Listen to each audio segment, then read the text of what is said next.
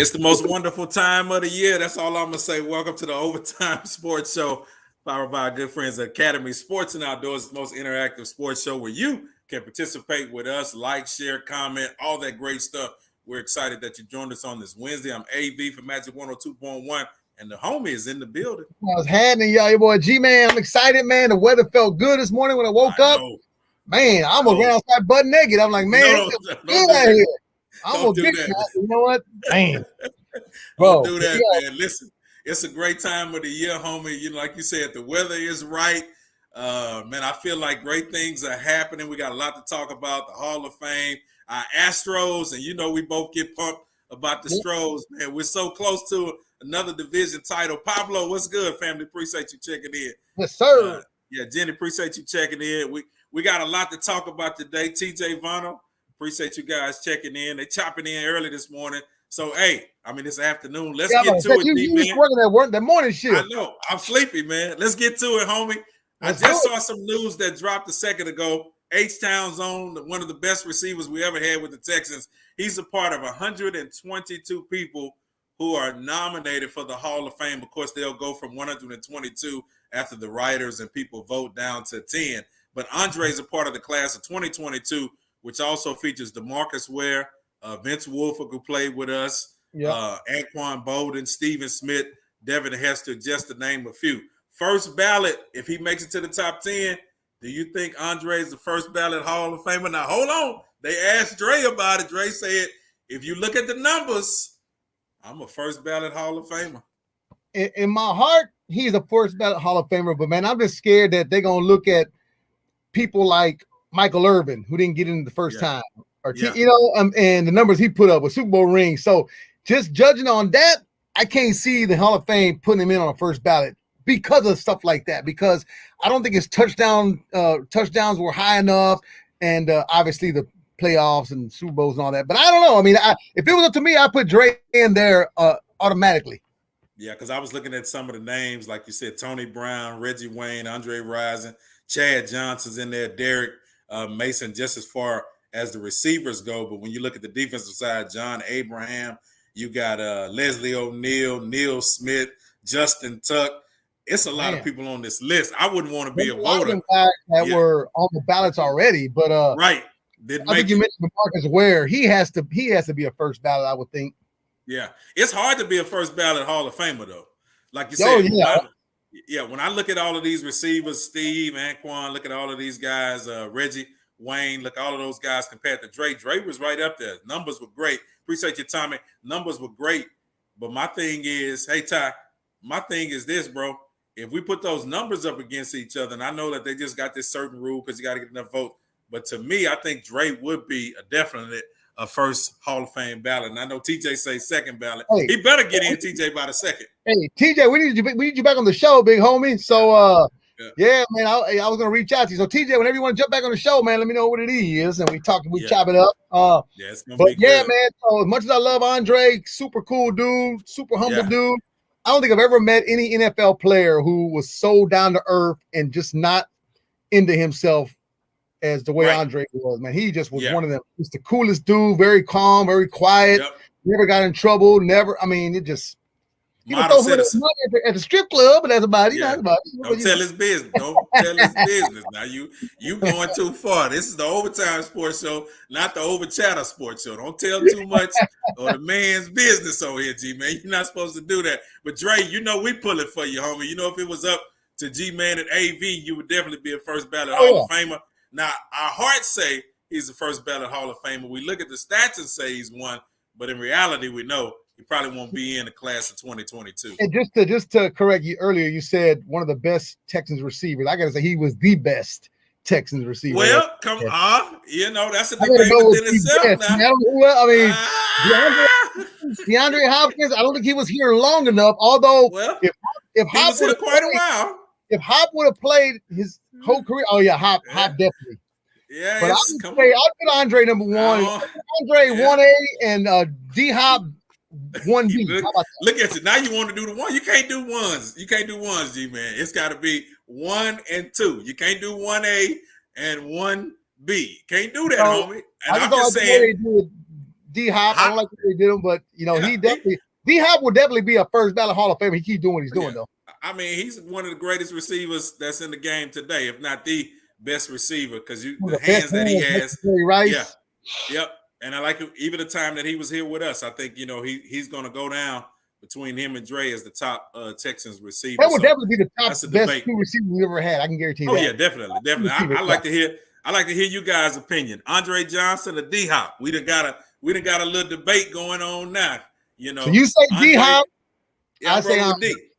I go with Andre. And I was a big Dre fan. I love Dre, but D-Hop is doing this thing right. Certified. TJ, you all right with me? Certified hands. That boy catch anything. Even though Dre would too. Yeah. Dre would too, because you go back to that Washington game where he caught it over the top of the defensive back in the end zone, or the Carolina game where he ran over like 3 defensive backs. So how about the Arizona Cardinal game when he caught that ball over the middle and just knocked everybody down to his way to the end zone. And then another one I saw, he played the Minnesota Vikings at home. He caught a pass in the end zone where he did they spun him around, he flipped upside down and still caught the ball and came down with it. I mean, he had some highlight reel catches, man. Like I said, Dre, you can't thank him enough for what he did here, man. Although I feel bad because he came on a team that was a starter up and didn't really have a chance to win. Well, they had a chance. Come on now. You remember you had that shot, baby. You had several opportunities. Listen, in 2012, I want to say it was.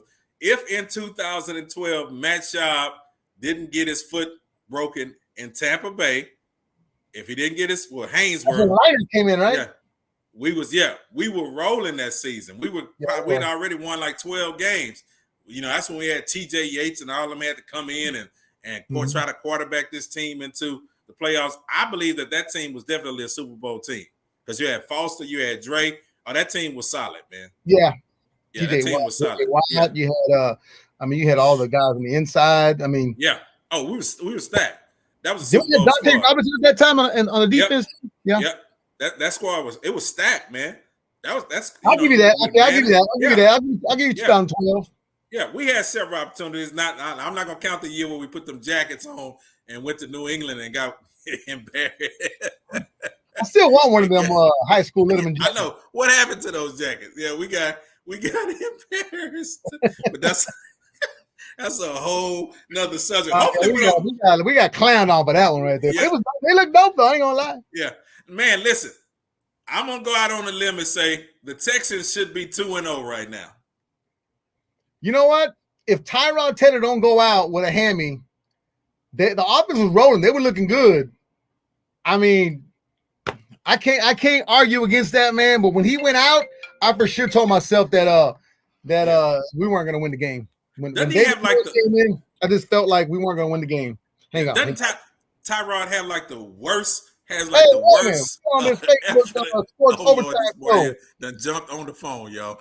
Tyrod has like the worst luck out of every quarterback in the league. Tyrod cannot stay healthy, and that's why I tell Pablo, we should be 2-0. I tell people, I said when he went and ran that touchdown, and you saw him pull up before he got to the end zone, I'm like, okay, we're in trouble, right? Something wrong with Tyrod. You can tell he's not celebrating like he did. And I'm thinking in my mind, he's trying to play through this injury because he already knows that something bad has happened. Hamstring is hurting. He's probably going to be out for a while, and he is for about a month or so. He's going to be gone. I never played professional. I mean, I played all-star baseball. I played a little football, softball, COVID, but I ain't never played sports where a hamstring is like you can't do nothing with that thing until it completely heals. So nothing. And here's the thing about it, and I like the great point, TJ, too. I think it's really more than that, man. It's something here in H-Town where every year we deal with hamstrings. You go back to Foster. Foster could never get it right. Hamstrings, hamstrings, basketball, hamstrings. It's like, man, what's going on with Texas, Houston in particular, and our athletes having hamstrings? So my thing was we should be 2-0. We lost Nico Collins, Danny Amendola. He's out a couple of weeks. Nico Collins is out 4 weeks. Yeah. What chance do you give us against the Carolina Panthers on tomorrow night? I'm calling a victory. I'm saying, listen, when the rookie came, when David came in the game, first couple of series, like anybody, if you throw me and you out there, I don't care how good we were in college, your nerves and everything else, he was handing the ball off the wrong way. But when he kind of settled in, you kind of saw the strength of his arm. You kind of saw what he could do. He's a smart kid. And I'm looking forward to them. And Tim Kelly, we trust, be able to come up with a game plan tomorrow and say we're going to play. Because the defense has been playing good. Even though Justin Reed is not going to be there tomorrow, I think we can do enough tomorrow to kind of escape because we're at home. Thursday night, we're on television. We're missing our whole secondary, seems like. I think we can escape the victory. And Jay Reed is playing out of his mind the first two games, too. So, oh, yeah. Knee injury. That's a big blow right there. Yeah, he's dealing with a knee injury. So, our secondary is going to be tough. But my thing is Carolina. Here it is. And I want you to pay attention to this, TJ, because I know TJ is definitely a football fan. When we went into Cleveland, you had two bookends. Clowney, of course, and Myles Garrett. How many sacks did they get Sunday? They ain't even touched the quarterback. Go back and watch it. They pancake Clowney so many times it was embarrassing. Yeah. So my thing is, I know Carolina has a strong defense. They embarrassed the Saints. They went in there and whooped them, but it's a divisional game. I just think if that offensive line holds up again, we got enough running backs. We can do a little simple. We dink and dunk. We got one of Miller's coming back this week at the receiver. We'll be able to do some simple stuff to keep the game plan simple, and I think we can walk away with a victory. You got to keep it simple for him. I think the playbook has to be shrunk down to, for him to really understand. I like what you're saying, but I just don't. You don't have no faith. I just don't. I would love for us to win. Now, me and Pimp, by the way, will be at the game. Thank you. We're at home tomorrow, man. Yeah, so we're gonna be at the Colt 45 tailgaters in the blue lot. So come by and drink a Bud Light with us, and also have some barbecue or whatever they're serving, and then we're gonna go on the game, and then come back out and tailgate a little bit later. So Colt 45 tailgaters, blue lot, blue 22 AV. You better come on by. I think you better get you another drink, man, because you don't have the confidence. Maybe if I get some more drink in me, I'll get more confident. But right now, I wouldn't put the house on it. Man, what do you think about these quarterbacks who've been falling? Tua Tagovailoa, he's out. I mean, he got fractured ribs now. Yeah, Carson Wentz is out. And then his foot Andy and dog. And I know I probably shouldn't say that about Andy, but I'm a Justin Fields fan, so I'm excited to see him finally start. Oh yeah, me too. Yeah. So that's gonna be good. But a lot of quarterbacks went out, and this is football. Me and you've been covering football for years, and we see this throughout every season. You're going to lose some key players for one reason or another, but it also opens an opportunity for the rookie quarterbacks to step in. And that's what's going to happen, man. You got Justin Fields. I mean, I think I don't want to say he has the most upside, but he has a lot of upside, especially right now. I was thinking Trey Lance was going to get in there and play more, but not time yet. But it's coming. I ain't gonna lie. I was secretly hoping, and I know it was probably bad on my part because I watched Justin play at Ohio State every game. I watched every weekend. I was hoping, I said, man, it would be so nice if he could just keep falling down and we could get him as the Texans. Oh, yeah. We're able to trade up.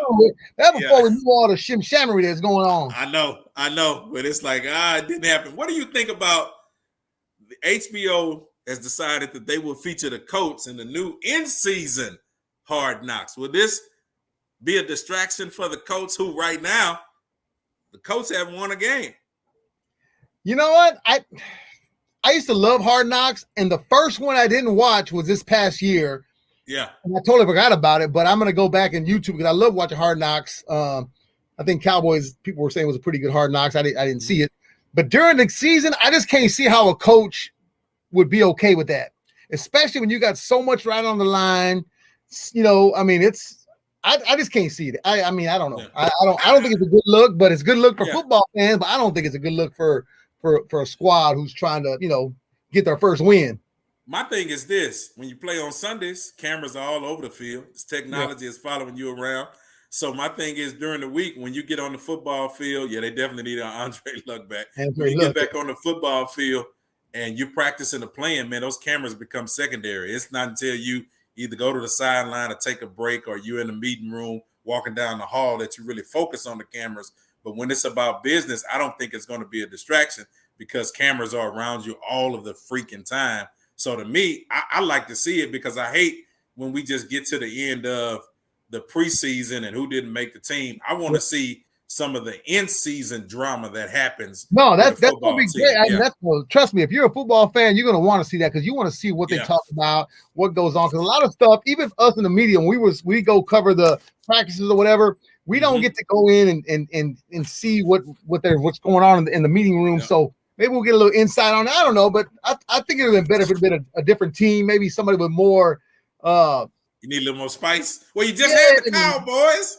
You just had the Cowboys. I wouldn't mind the Saints or I don't know, somebody other than the Colts. I mean, yeah, it's gonna be tough, man. Let's switch it up a little bit. Get into a great conversation that I want to talk about, man, because we got to thank God for these wonderful sponsors of ours. The wonderful sponsor, Academy Sports and Outdoors, and if you live in Texas, you've been to this fast food chain to get you a hamburger or some chicken strips. And before you say that, I'm sponsored by both. And Whataburger gave me free Whataburger for a year. So I got free Whataburger for a year that expired, I believe, in January. So Whataburger is my go-to. Academy is my go-to to get the gear. I got this hat there. I mean, there's just but now you can get Whataburger shorts, you can get polos, you can get all kind of gear. Long sleeve, short sleeve, man. Nice shirts as you can see. Nice shorts that you can get some Whataburger gear. I like them shorts. I'm gonna have to give me some of them shorts, man. I like that. Glad they gave me the shades. I got the shades already. They gave me those. Yeah. I know you had that big cup. I definitely. They're not selling the cup though. Yeah, no, I need that Whataburger Hawaiian looking shirt. I need that. Yeah, that's fly. Yeah, them shorts look cool too. Yeah, I'll rock me some Whataburger. I'll go to California and be like, look at me. Yeah, well, that burger got this. No, great weather we having right now, man. You can go outside because I know a lot of people we like to work out, walk, go running. Hey, some great gear, and of course they got, like I said, the long sleeves as well. Weather is changing here in the city, so you can be covered. You've never had that perfect Whataburger gear, well, you can get it now. Of course, they partnered up with our wonderful sponsor, Academy Sports and Outdoors. And speaking of Academy, next Friday, I will be at Academy Sports and Outdoors, 10 a.m. to 12 noon, right down the street right here on Kirby. We're getting ready for TSU's homecoming on Saturday, that following day. So we'll be there from 10 to 12 noon. We're going to have a whole bunch of, box swag, and you get your Tiger looks, your hat, your tee, your tailgate. So next Friday, 2404 Southwest Freeway, right next to, on Kirby, right on the feeder. You can't miss it, man. Stop by and say what up to your boy. It's going to be good, man. It's going to be good. We're leading up to our big concert, so we've got some outings we'll share as we get up to this next couple of weeks of where we're going to be hanging out. Speaking of hanging out, he don't want to hang out with the 76ers anymore. Ben Simmons says he is not reporting to the training camp. Sound like our John Walls. They say, John, you can come to training camp, but don't play. But Ben says, my time is up in Philadelphia. What do you think about Big Ben coming to Houston? Did you see how mad the fans were when they got eliminated out of the playoff? They was burning his jersey. They was talking mad. No, I don't blame them, man. Why would you want to go back to a situation where, especially in Philly, where they booed Santa Claus? You know what I'm saying? Yeah. They, Philly, they're ruthless down there. It's kind of like being in New York. And if you're not built for that kind of media, New York and Philly, you ain't gonna survive, man. I think he's feeling that right there. Yeah, and at 25 years old, he just, when the playoff comes, he's kind of like how Harden was with us. He kind of disappeared. And of course, like you said, the East Coast fans are not like people down here in Houston. We're a little bit more passive when it comes to holding people responsible. In games, people can come back the next year and we'll eat it up and keep rolling. But on that East Coast, they don't like it. And he's feeling the pressure of it. Could he come to Houston at 25 years old? I don't know if we have enough assets that we want to give up. What's his contract? We have like 142 or something like that. Yeah, and I don't know if we want to, I don't know if Philly would be interested in an Eric Gordon and a John Walls. I mean, if the salaries, man, I know what Wall, 91 million for 2 years.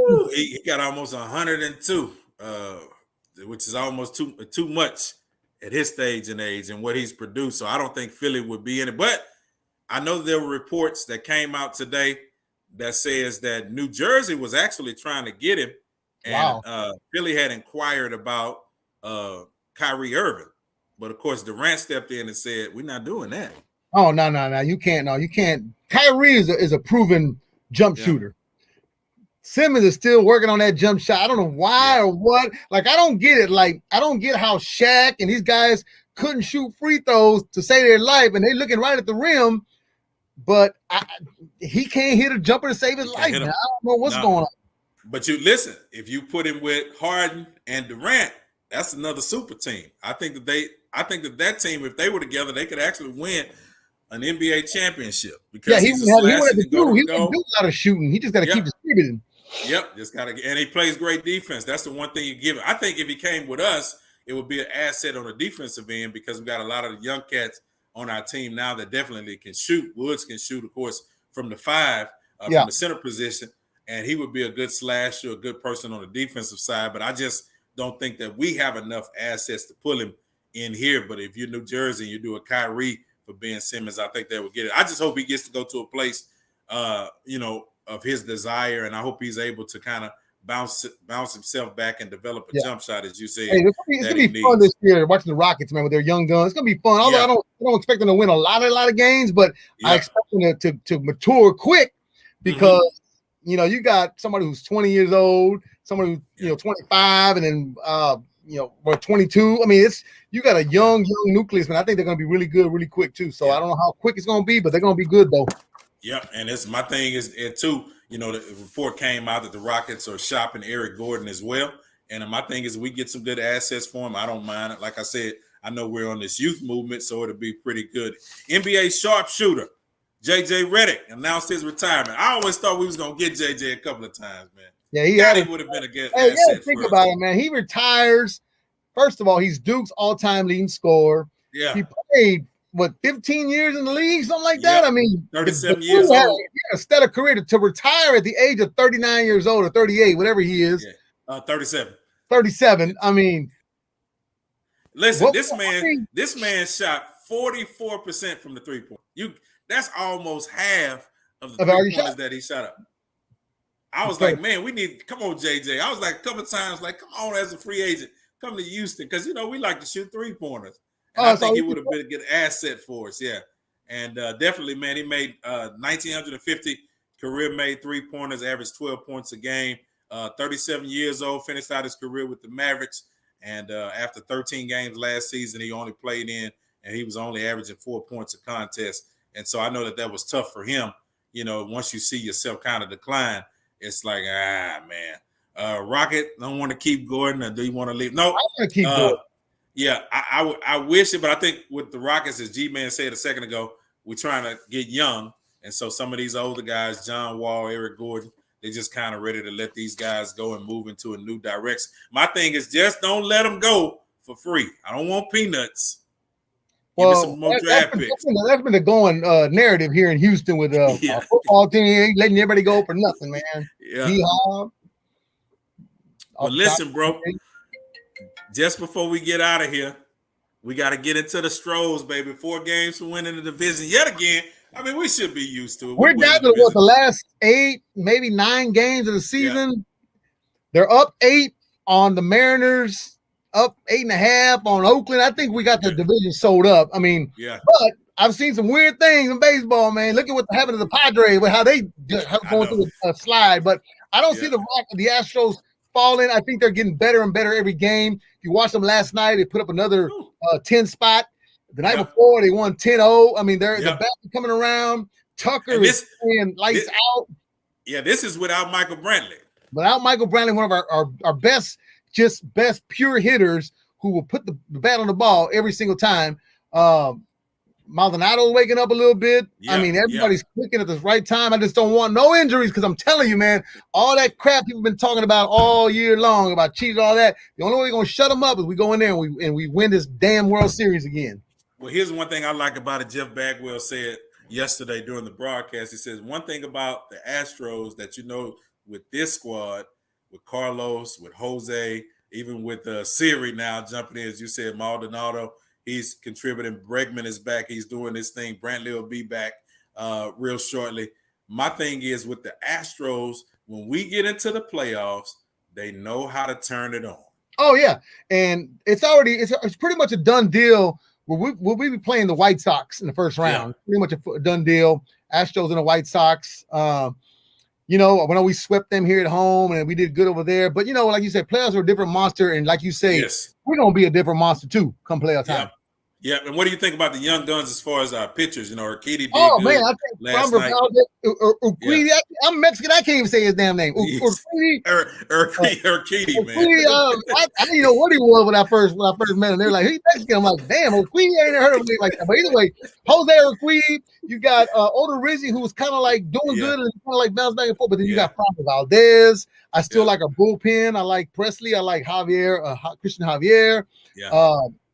Dude, I think our bullpen and our pitching staff is better than what people gave us credit for, even without Wonder. Real cheap, and a cheap pitching staff we have too.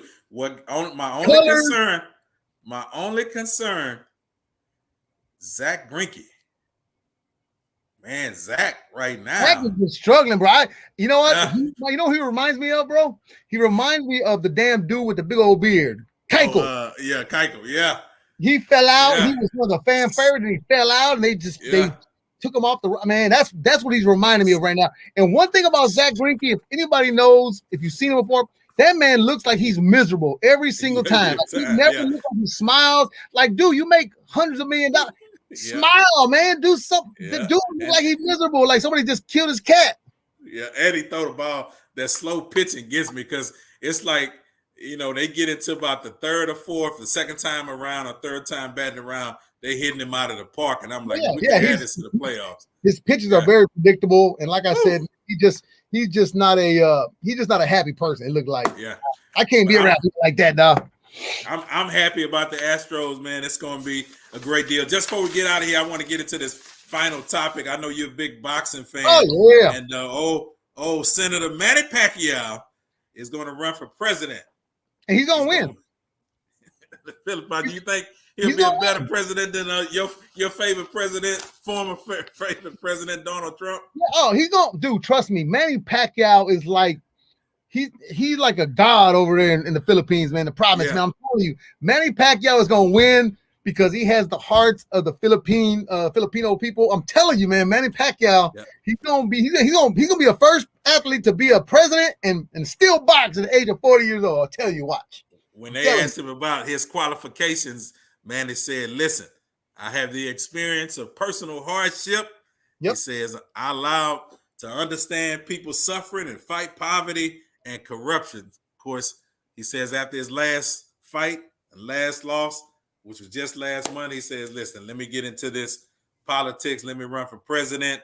I can stand on integrity, compassion, and transparency. So good luck to you, Manny. President Manny Pacquiao. And yesterday was the press conference for Canelo and Caleb Plant. If y'all saw that, they got into a pushing match, and then Plant tried to walk up to him and try to throw a little BI slap on him. Boy, Canelo ducked that and countered him with that left, cut his eye open. Now people are saying that fight could be postponed because that cut under his eye.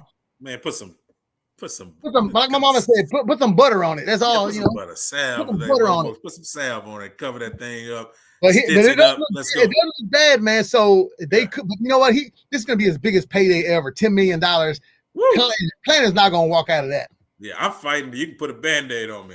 Put me up. Get my 10 mil. Once again, thanks to our sponsor. We're powered by Academy Sports and Outdoors. Be sure to go by. Hey, perfect weather now. Time to get that bike. Time to get that workout gear. Time to get your barbecue gear. It's perfect weather to sit out back and grill and have some fun. You can do it. My buddy bought a super dope barbecue pit from Academy this past weekend. We had a little barbecue at his house down the street, man, and he bought a super nice smoker, man. I'm like, he said it was on sale, and I'm like, yeah.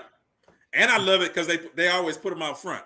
Yep. So when you walk up in the door, you got a plethora of you're like, man, barbecue pits, some ribs, some brisket, some steaks.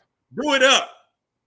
Listen, y'all, this has been fun. Appreciate you guys joining us. Be sure to like, share. Thank you for your comments. Appreciate everybody's comments today. You can follow me at Faith and Fame with AV on Instagram, Facebook, all that great stuff. I'm all over everywhere. And my man, G-Man, how can I keep up with you, homie? G-Man 979. For some reason, I've been getting a lot of OnlyFans butt naked requests on my Snapchat, man. So Yeah, I'm like, well, they come from where? They come from everywhere. I don't know why. My wife said because I look at that on the back end that it's algorithms or whatever they call that. Yeah. I don't know. G-Man on Instagram, Snapchat, Twitter, TikTok, and G-Man Guerrero on Facebook. That's all I got. Biggest freak I know, G-Man. Hey, man, on the loose with no juice, baby. We out, y'all. That's how we do it.